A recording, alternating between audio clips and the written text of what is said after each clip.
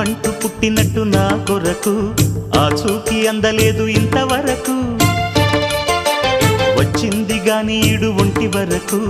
వేధించలేదు నన్ను జంట కొరకు చూశాక ఒక్కసారి ఇంత వెలుగు నా వంక రాను అంది కంటి కునుకు ఈ అల్లరి గారడి నీ లీల అనుకోనా నీ పేరు ప్రేమ అవునా ఇవాళే నిన్ను పోల్చుకుందా